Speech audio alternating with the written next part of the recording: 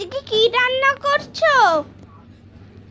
এই যে ফুলের আচার বানাবো। ওই যে ভালো করে ঠান্ডা জলে ধুয়ে এবারে যে গরম জলে একটু ভিজিয়ে রেখেছি, রেখে তারপরে ছেঁকে তুলে নেব। আর এখানে এই যে ধনে, এই যে মৌরি ভেজে নেব। আর এই যে জিরে, এই যে লঙ্কা দিয়ে দিয়েছি, এর মধ্যে দিয়ে দেবো। এই যে ধনে দিয়ে দিলাম ওটা, আর মৌরি,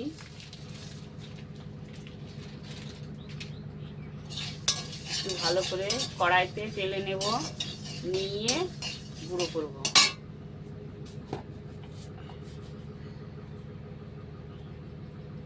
এই যে 1-2 চামচ মতো জিরে। এবার এটা ভালো করে কড়াইতে তেলে নেব। দেখুন বন্ধুরা, গরম জলে ভিজিয়ে রেখেছিলাম, একটু নরম হয়ে গেছে।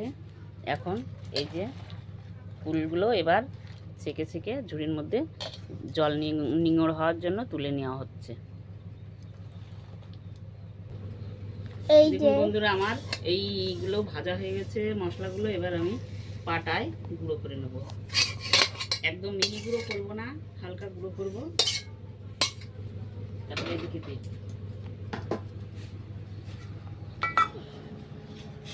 আমি এবার এই গুড়টা গলিয়ে নেব,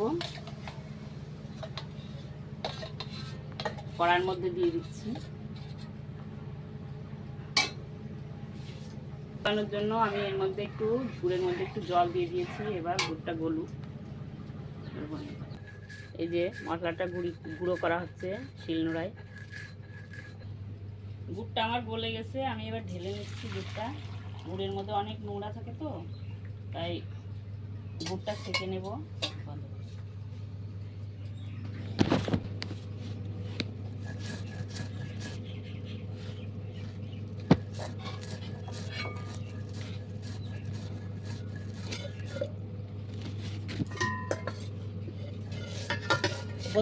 বন্ধ করেছি কই, কি অবস্থা। আমার গরম হয়ে গেছে, আমি তেল দিয়ে দিলাম একটুখানি। আর মধ্যে আমি একটু ফোড়ন দেব। এই তেলের মধ্যে একটু ফোড়ন দেব।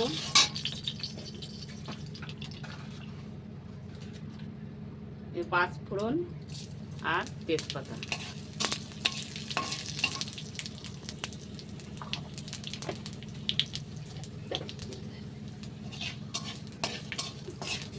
এবার আমি ফুলগুলো দিয়ে দেবো।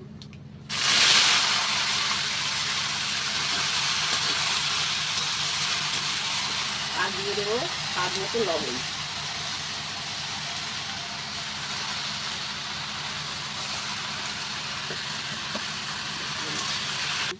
বলছিস রেডি? এবার আমি এই যে গুড়ের গুড়টা আমি থেকে দিয়ে দিচ্ছি।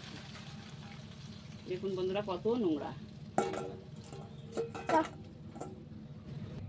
দেখুন বন্ধুরা, আমার মশলা গুঁড়ো করা হয়ে গেছে। এবার আমি মশলাটা, দেখুন বন্ধুরা, আমার এই কুলগুলো অনবরত নাড়তে থাকতে হবে, না হলে তলায় লেগে যেতে পারে। তাই অনবরত নাড়তে নাড়তে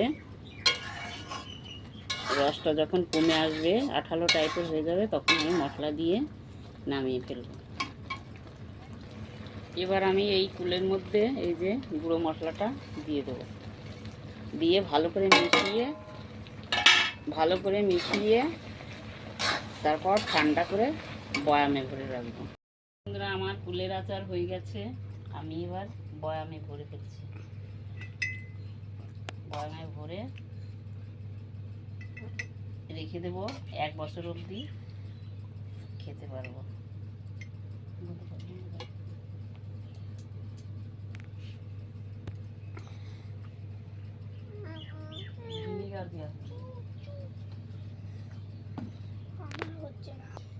রেডি? এই যে আমার আচার হয়ে গেছে, ফুলের আচার। দেখুন বন্ধুরা, এই ভিডিওটা তোমাদের যদি ভালো লেগে থাকে, আমাকে লাইক কমেন্ট শেয়ার করবে, আর পেজটিকে ফলো করে দেবে। আর এই নতুন নতুন রেসিপি তোমাদের সামনে আমি নিয়ে আসবো। দেখুন বন্ধুরা, কত সুন্দর হয়েছে, খেতে যা টেস্টি হয়েছে তার কি বলবো। আপনাদের কার কার ফুলের আচার ভালো লাগে আমাকে কমেন্টে জানাবে।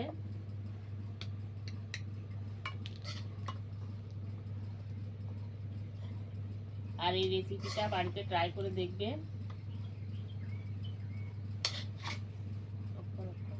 গো দেখো তো একদম ও যা খেতে হয়েছে বন্ধুরা। কার কার ফুলের আচার ভালো লাগে আমাকে কমেন্টে জানাও, আমি তার বাড়ি ফুলের আচার পৌঁছে দেবো।